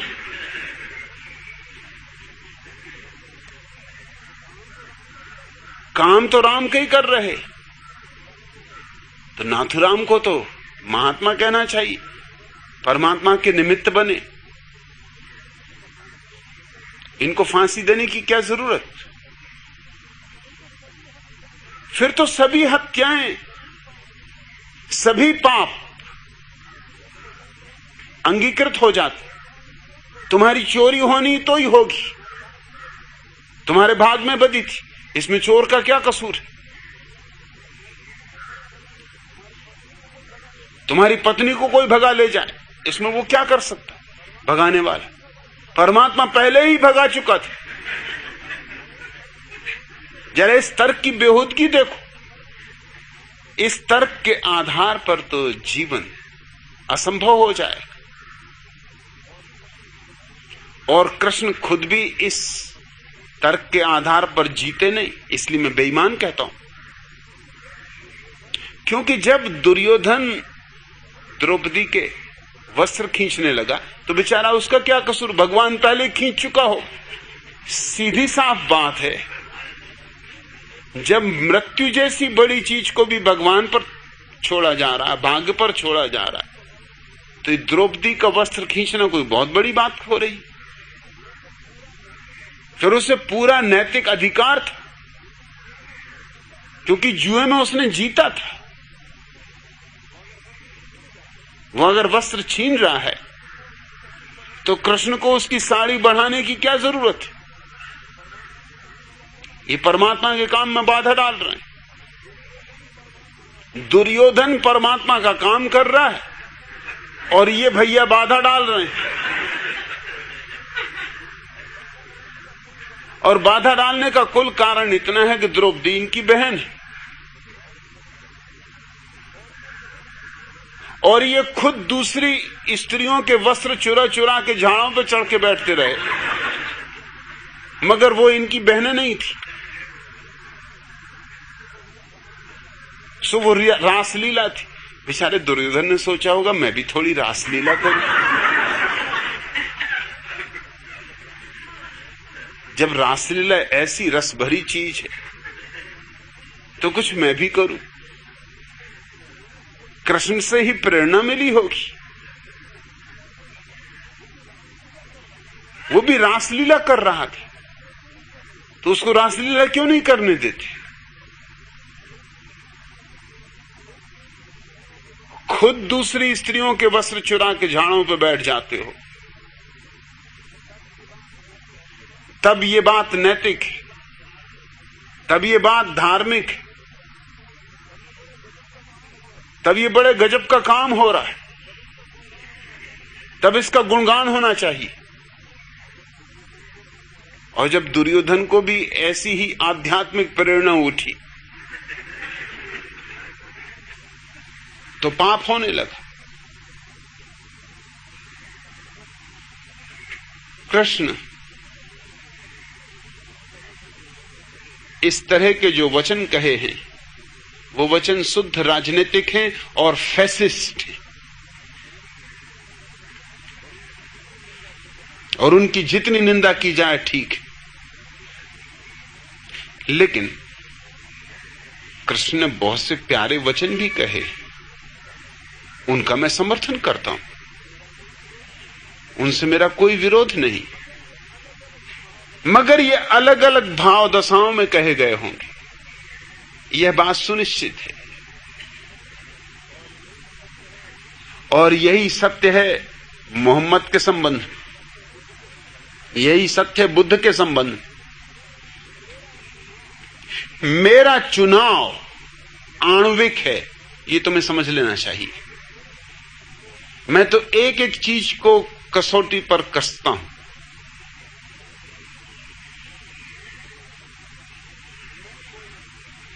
मैं कोई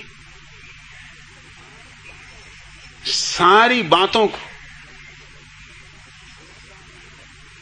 अंगीकार नहीं करता, चाहे कितने ही सम्मानित शास्त्रों में वे क्यों ना हो। अगर मेरे लिए गलत दिखाई पड़ती हैं तो मैं उन्हें गलत कहूंगा, चाहे जो परिणाम हो। लेकिन इसका यह मतलब नहीं है कि जब मुझे कोई चीज सही दिखाई पड़ती है तो मैं अपने को रोकूं ये कहने से कि वह बात सही है, क्योंकि कहीं लोग ये ना समझें कि मैं असंगतियां कर रहा हूं। कभी कहता हूं सही किसी बात को, कभी कहता हूं गलत किसी बात को। मेरी दृष्टि आणविक है। जैसे श्रीमद् भागवत का यह वचन, सुख दुख दो नच्छान्यो स्थिता सुकृत भूकपुमान, अर्थात सुख और दुख का देने वाला कोई दूसरा नहीं होता, क्योंकि मनुष्य अपने किए का ही फल पाता है। यह बात एक दृष्टि से सही और दूसरी दृष्टि से गलत।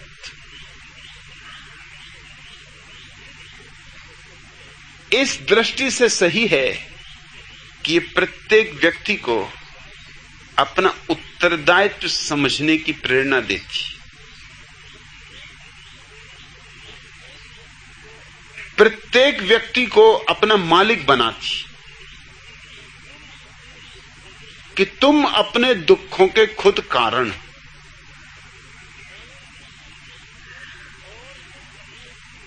और तुम अपने सुखों के भी खुद कारण। ये तुम्हारा चुनाव है। तुम ऐसी जीवन शैली चुन सकते हो जो स्वर्ग बन जाए, और तुम ऐसी जीवन शैली जी सकते हो जो नरक बन जाए। अगर इस बात का यह अर्थ लिया जाए तो मैं इसका समर्थन करूंगा। मैं तुम्हें उदाहरण दे रहा हूं कि कभी यह भी हो सकता है कि मैं किसी एक बात का, एक वक्तव्य का किसी खास अर्थ में समर्थन करूं और खास अर्थ में विरोध भी करूं। इसका दूसरा जो अर्थ है उसका मैं विरोधी हूं, और वही दूसरा अर्थ भारत की छाती पर पत्थर की तरह बैठा हुआ है।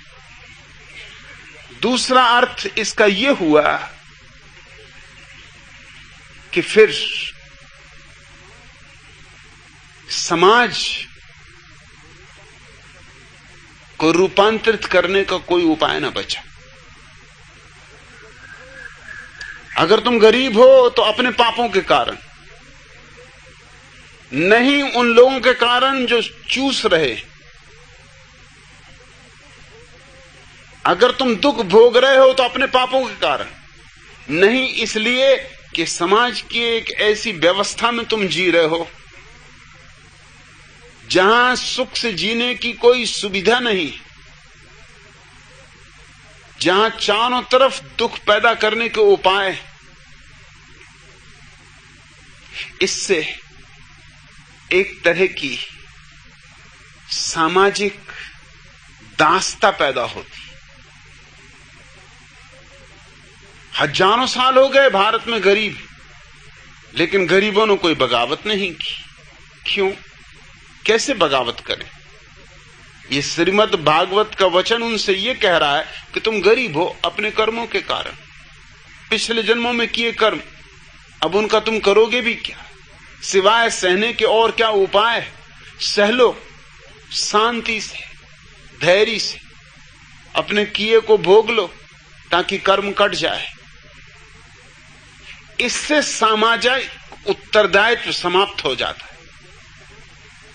और यही समाज के शोषक चाहते हैं। अगर ये बात समझ में आनी शुरू हो जाए कि गरीबी का कोई संबंध तुम्हारे अतीत के पाप कर्मों से नहीं, और मैं तुमसे कहता हूं नहीं है, कोई संबंध नहीं,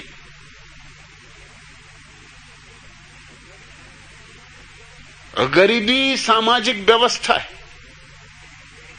गुलामी सामाजिक व्यवस्था है। भारत 2200 साल गुलाम रहा श्रीमद् भागवत के इस तरह के वचनों के ही कारण। क्योंकि क्या कर सकते हो, गुलामी हमारे भाग में बधी। छोटे छोटे कबीले इस देश पर आए जिनकी कोई ताकत न थी, कोई हैसियत न थी, इस विराट देश को गुलाम बना सके बड़ी सुगमता से। क्योंकि इस देश के भीतर एक आध्यात्मिक गुलामी का षड्यंत्र सदियों से चल रहा है। लोगों ने अंगीकार कर लिया, दास्ता को अंगीकार कर लिया।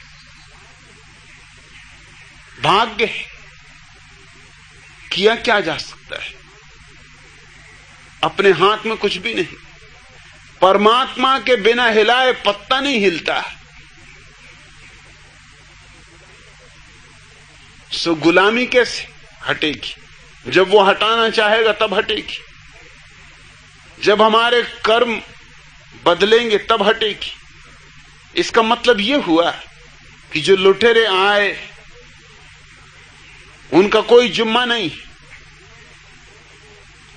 जिन्होंने इस मुल्क को दलित किया, शोषित किया, इसकी छाती पर घूंगर मोती, उनका कोई दायित्व नहीं। हम ही जिम्मेवार हैं। ये मामला ऐसा हो गया कि 4 आदमी एक स्त्री को पकड़ के बलात्कार करें तो स्त्री जिम्मेवार है, पिछले जन्मों का फल भोग रही। और ये 4 सज्जन जो कर रहे हैं ये शायद पिछले जन्मों का पुण्य भोग रहे हैं। ये क्या कर रहे हैं? इन्होंने पिछले जन्मों में पुण्य किए होंगे, सो इनको पुरस्कार मिला है कि बलात्कार करो एक स्त्री से, और स्त्री अपना पाप भोग रही। अगर इस तरह के सूत्रों का ऐसा अर्थ लिया जाए तो मैं विरोध करूंगा। इसलिए यह भी तुमसे कह दूं कि जरूरी नहीं है कि मैं किसी वक्तव्य का उसके सब अर्थों में समर्थन करूं। एक एक वक्तव्य के कई आयाम हो सकते,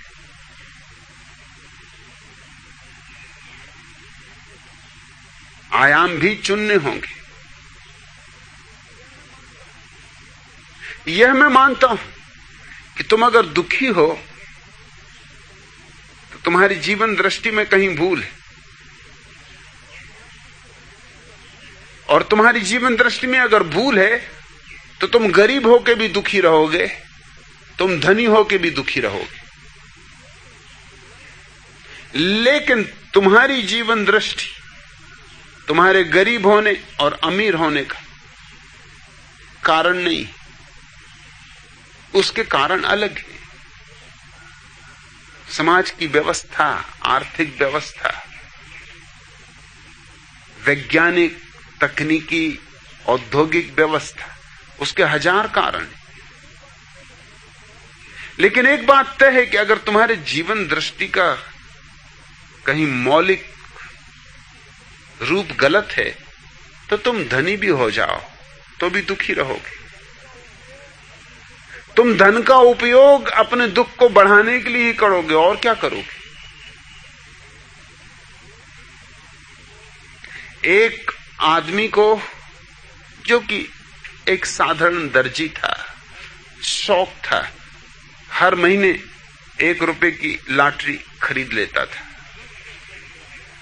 30 वर्ष से खरीद रहा था, न कभी उसे पुरस्कार मिला था, न कोई आशा थी मिलने की, पर आदतन हर महीने की 1 तारीख को 1 रुपया लगा देता, हर्ज भी क्या था।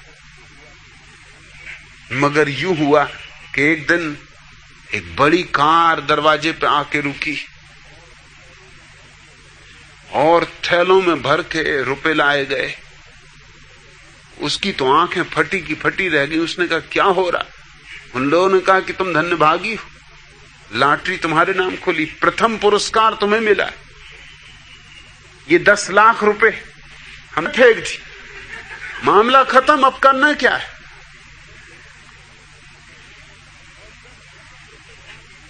और 10 लाख रुपए पा लिए तो शराब पीने लगा, वैश्यागमन करने लगा, सब तरह के उपद्रवों में पड़ गया, जुआ खेलने लगा। और लोग भी मिल गए। जब 10 लाख रुपए आए तो जुआरियों की भी नजर आई, शराबियों की भी नजर आई, वैश्याओं के दलालों की भी नजर आई, राजनेता भी आए। किसी ने कहा कि चुनाव में खड़ा हो जा भैया, ऐसा मौका मत चूक। सब तरह के उपद्रव में साल भर में 10 लाख रुपए खत्म हो गए। रुपए ही खत्म नहीं हुए, 10 साल में सारा स्वास्थ्य भी बर्बाद हो गया। साल भर बाद लौटा अपनी दुकान पर, क्योंकि अब 1 पैसा पास नहीं। तब याद आया कि चाबी तो कुएं में फेंक दी। सो कुएं में उतरा, बामुश्किल चाबी खोज पाया।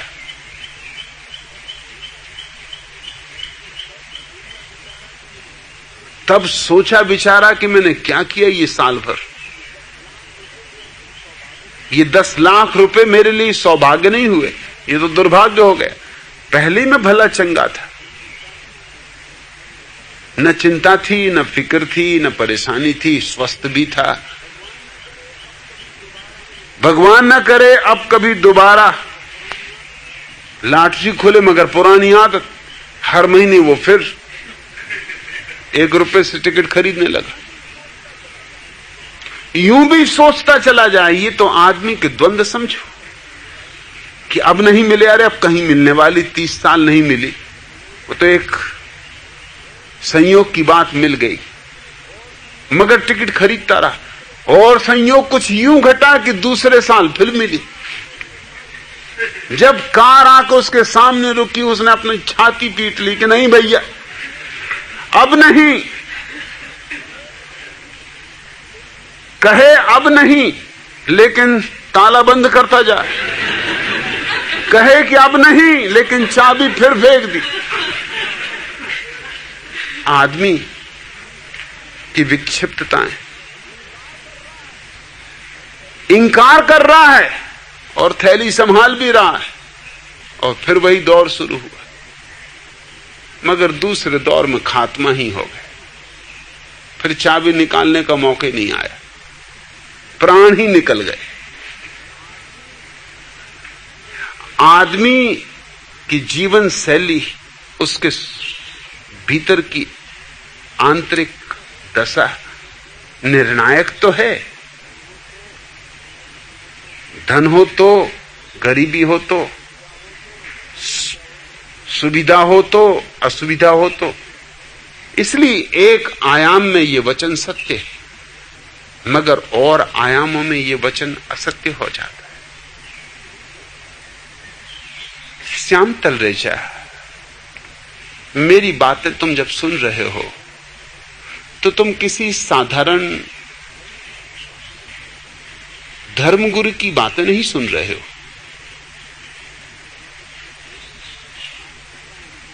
मैं किसी शास्त्र का अनुमोदन या समर्थन करने को यहां नहीं बैठा हूं। मुझे शास्त्रों से क्या लेना देना। मेरे पास अपनी जीवन दृष्टि है, देखने का अपना ढंग है, अपना सलीका है, और उस जीवन दृष्टि से मैं आनंदित हुआ हूं, परम आनंदित हुआ हूं। इसलिए अपनी जीवन दृष्टि तुम्हें बांटना चाहता हूं। शायद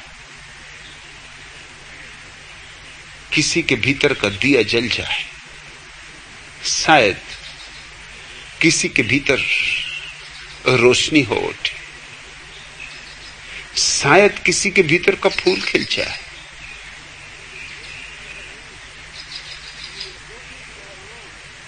इसलिए मैं जो भी कह रहा हूं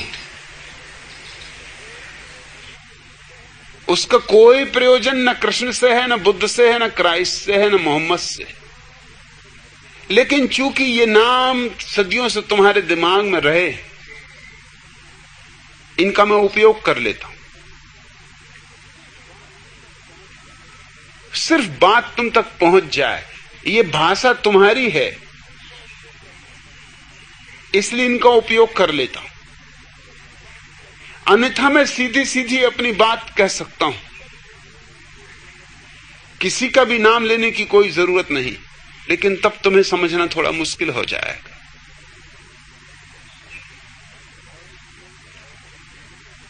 और मैं तुम्हें एक अवसर भी देना चाहता हूं कि तुम भी सीख सको कि किसी शास्त्र को पूरा का पूरा स्वीकार कर लेना सिर्फ बुद्धूपन है, या पूरा इंकार कर देना वह भी बुद्धूपन है। और ये दो तरह के बुद्धूपन प्रचलित बुद्धूपन है। या तो कोई मानता है तो पूरी किताब को मानता है, और या कोई नहीं मानता तो पूरी किताब को नहीं मानता। ये बात गलत है। तुम्हारे पास विवेक है और तुम्हें चुनाव करने की क्षमता आनी चाहिए। तुम स्वतंत्र हो चुनने को। और जिस दिन तुम में इतना साहस आ जाएगा कि तुम कृष्ण की किसी बात को भी गलत कह सको और कृष्ण की किसी बात को सही भी कह सको, उस दिन तुम्हारे भीतर एक गरिमा पैदा होगी, तुम्हारा व्यक्तित्व निखरेगा। उस दिन तुम्हारे भीतर भी कृष्ण और क्राइस्ट और बुद्ध जैसी क्षमता की पहली शुरुआत होगी। मैं तुम्हें तुम्हारे भीतर छिपी हुई क्षमताओं का धीरे धीरे आभास कराना चाहता हूं। प्रत्येक व्यक्ति के भीतर परम विवेक छिपा है, परम ज्ञान छिपा है। सिर्फ उसे प्रकट करने के लिए, उसे अभिव्यक्ति देने के लिए कुछ बाधाएं हैं बीच में जो हटानी, कुछ पत्थर हैं, चट्टानें जो तुम्हारी चेतना के झरने को नहीं बहने देती। उन चट्टानों को हटाने के लिए मुझे ये चर्चा करनी पड़ती। तुम्हें मुश्किल भी होती है, कठिनाई भी होती है, मगर मेरी भी मजबूरी है। अगर मेरे साथ चलना है तो तुम्हें तैयारी रखनी होगी सब तरह की चोटें झेलने की। अगर तुम्हें मेरे पास बैठना है तो तुम्हें याद रखना होगा जिस ढंग से सम्राट वो बैठा था बोधि धर्म के सामने, मेरा लठ तुम्हें दिखाई नहीं पड़ता, ये और बात।